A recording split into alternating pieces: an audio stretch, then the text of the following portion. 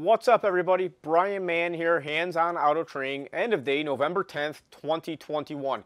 Guys, I gotta tell you, if you don't know me, I think you probably should know that I like learning. And somebody tells me something in the comments in yesterday's video, something that I'm going to share with you in today's video. So that's pretty cool. Anyhow, today we had a couple of good jobs, and then it slowed down. So we started out with a Chrysler Pacifica that had a wrong calibration causing a drivability issue. We had a Cadillac SRX with a communication issue, computer issue. Would you imagine that? That's just like the CTS computer, same little box.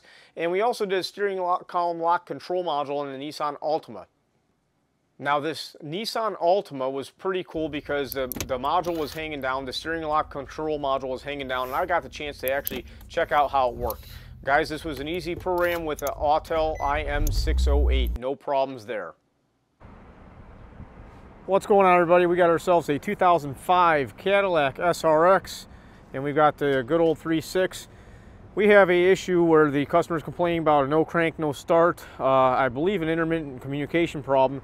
And I'll tell you right now, everybody, I mean, this is my, if I had to take a bet, I would say this computer's bad. But we're going to go ahead and double check everything and check things, you know, our diagnostic process. We're going to go ahead and see what we come up with here. So just getting into this vehicle, I haven't done a thing yet. The key is stuck in the ignition. You cannot turn it off. As you see, it's I can't turn past the lock position here. And when I do turn the key to the run position, we do have a security light, but we do not have a check engine light. So you all know that is one thing to always be looking for, is a check engine light. Now this particular model computer, that little square box style, I've seen dozens and dozens and dozens of these things. They're bad. Usually it's in a Cadillac CTS, but it's the same engine or same setup. But we're gonna check and see what we find here.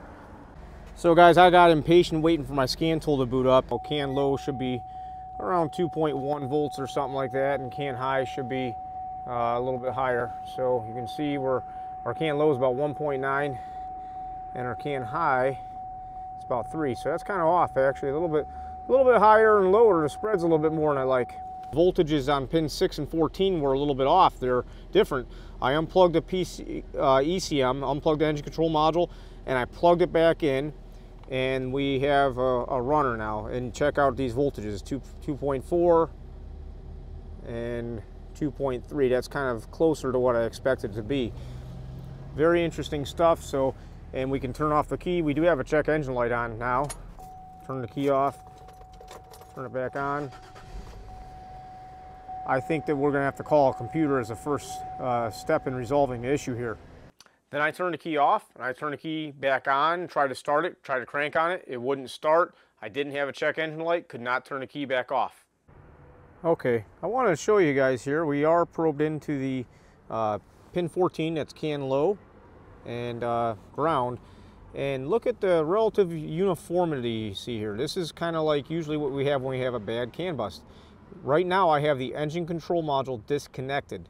And with it disconnected, we also cannot turn the key off. We can turn it on, of course it's not going to crank. We can't turn the key off. I want to show you this CAN bus. This is all data we're using here. You can see 6 and 14 really just go on this vehicle. Really only goes to the engine control module and the transmission control module. That's the only thing the CAN bus does on this vehicle. So it's kind of interesting like that. I'm going to go ahead and plug this computer back in. Try to do it with one hand. Man, it's harder than it looks. All right. So with that computer plugged back in, we still have the key off, so really nothing's trying to talk yet, I don't think. Turn the key on. Oh boy, we lost our check engine light. Check that out. We still have a pattern that's repeating here. And we have a no crank, no start. Key won't come out of the ignition. All right, we've got this little booger acting up, so let's go ahead and double check our powers and grounds at our ECM. And we can even check our CAN bus at the ECM here pretty easily, or this is, should I say, yeah, engine control module. Pin 1 and 17 are our pink and blacks. Those should be ignition voltage. And pin 36 should be our battery positive. All right, I'm gonna go ahead and check my meter. We have our meter on battery negative one end, and we do have a good reading there, 12.7. So our pink and black terminal 1, let me get that there. Yeah, terminal 1 is on top, 17 is down there. I gotta find out where this 36 and 37 is. I think the 36 is gonna be right down here, this red and white. So let's go ahead and probe into pin 17. We got battery positive there. Let's move our pin up to number 1. Back probe it into number 1 there. Get battery voltage there. And then 36 is gonna be this one guy down here. I know you guys probably can't see it. We'll go ahead and get that in there. Okay, got it. And our voltage is good. Now this schematic said that this thing was case grounded. So that means that if we go, get ourselves a good ground on this case, we got 50 millivolts. So always look at that. We got the MV up there. So 50 millivolts, that's fine. That's no problem there. Now I'd like to see where this CAN bus is. All right, it's better to get in there, but you can see we're back probed into the CAN bus there, and we have the same pattern on our U-scope that we had in the vehicle. At this point, I'm calling it ECM just like I did when I started this process here, but I was just trying to cover my bases and make sure I'm doing a good job for my customer. We've got ourselves a 2005 Chrysler Pacifica. It does start and run here. Got a runner. And as you see here, we do have a check engine light. ABS went out, but we still have a check engine light. The codes we're storing are this 132 and a 138, okay? So let's take a look here at our live data.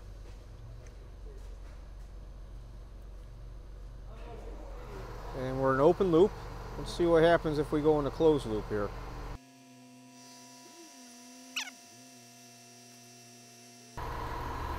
I'll be the first one to tell you here, the reason I'm here is to do a program on this because we have the wrong calibrations installed. This is the calibrations that are in this computer, and it's for a 2004. So you see here's our number that we have, this 474835. And you can see here, this is the right calibration for this vehicle, and it is for a 2005. Now, believe it or not, the O2 sensors are different from this vehicle, from one to the other. So let's see if we went into closed loop. It's been running for a little while here. I don't think we're gonna get there. Open loop. So let's go ahead and get the right calibrations in this thing. We're gonna go ahead and use our Cardac 3 Plus here. I got the key in the run position, and I just wanna verify what calibration's in this real quick. Okay, so we're just gonna run to our J2534 toolbox here. What I'm going to do is go back to North America, go to Chrysler,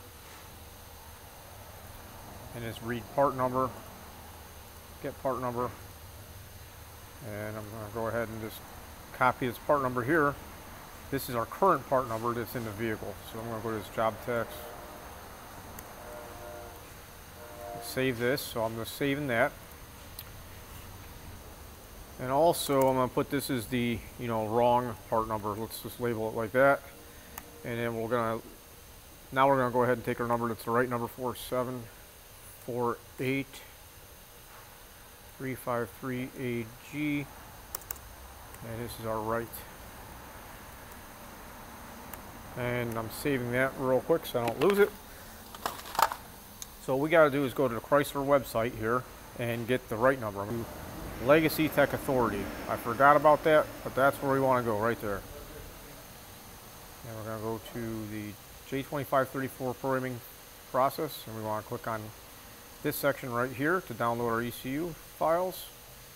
Now we got to go back to our notepad, grab our proper calibration number, and we're going to go ahead and paste that into the part number here and hit submit. So here's our file that we want. We're going to click on this and click on download. And it should initialize a pop-up. I accept the risk and I want to run it. File has been successfully downloaded. So we're looking for this one. It's the 261AC. Now I've got the flash file mover. I believe I got this from AE Tools possibly. I can't remember. I think that's where I got it. Double click on this. We're just going to hit yes and hit enter.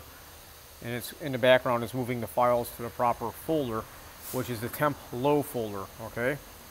So now we can go to percent in our search bar, TEMP, percent, and here's our temp folder, and we're gonna search for our low folder here. And that brings this up. And here is that latest part number, okay? We're gonna go into the part number bin here, or just a part number list, should I say. And what we want to do is take our improper calibration, which is way over here. Where are we at here? Get back over here. We want to take the wrong part number, because that's what's in the vehicle now. We're going to copy this, and we're going to go back over here and paste that into one of these. We're just going to grab one of these, don't matter which one. Control V. Now we have to save this file, exit out of it, and we should be all set. So I'm going to go ahead and minimize this stuff. And we're going to go to our YTech software to launch the J2534 legacy app.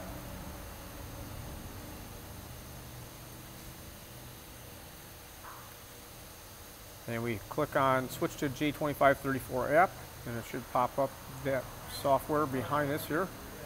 And we're going to select our pass-through device is our Cardac 3 Plus, okay. And we're going to hit the start button.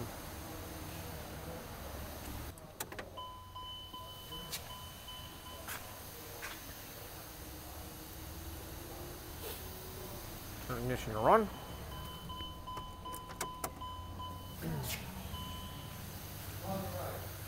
And okay. And yes, that is the number we want to go to. And okay. And here we go. Oh, not yet. Hold up. Gotta turn off the key. I think we're gonna go this time. Or maybe Chrysler will trick me up and do it one more time. Let's see here. Okay, we're off to the races here. So we're gonna see what happens.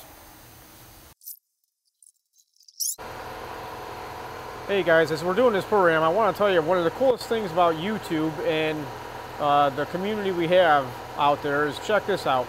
Somebody mentioned to me that pushing the scroll wheel on the mouse, you know, the center scroll wheel, pushing this down, will open up a new tab.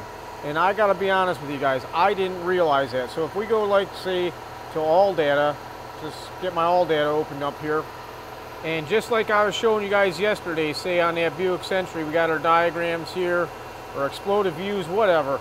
If I wanted to open up a new tab, all I gotta do is hover over one of these and check this out. Click, boom, new tab opens. I learn something every day, and I enjoy learning something from those of you that are smarter than me, sharing tips and tricks. That's a beautiful thing, so thank you for showing me that. Turn it off. One thing I want to show you guys is, see how the prindle's all lit up? Whenever you get these things going and you're gonna be programming, it'll actually cause all kinds of lights to be on. Security lights on, sometimes you'll have multiple lights on, and our prindle's all lit up because it shut down the CAN bus. It shuts down part of the bus and tells everything not to talk. It may be CAN, it may be the PCI. Gotta be honest with you, I shouldn't talk without knowing. So we got the key off. Now we're gonna go ahead and turn the key to the run position.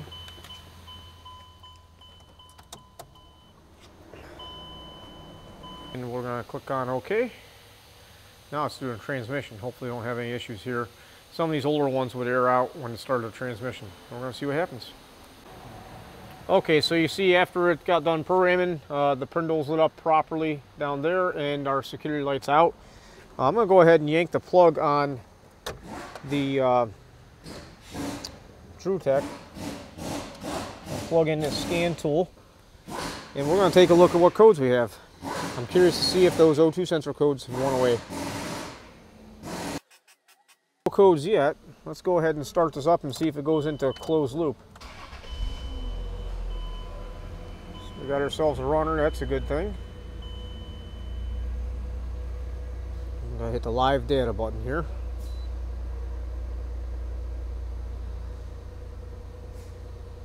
It's in open loop right now.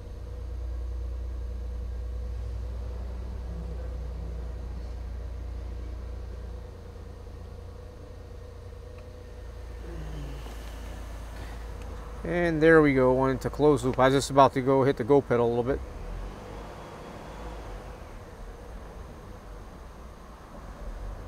Now it is taking quite a bit of fuel away on our short term there. Let's go ahead and scroll down. It is taking fuel away for sure. -10.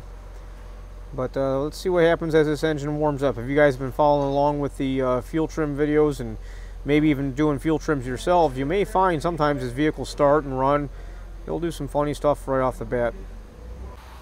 Alright, I want to show you after this thing warmed up a bit. Our fuel trims are -5, 1.6. This is all short term. Long term hasn't started following yet. Sometimes it takes a while. This thing's been running for a little while. As you see, our coolant temperature is coming up a little bit.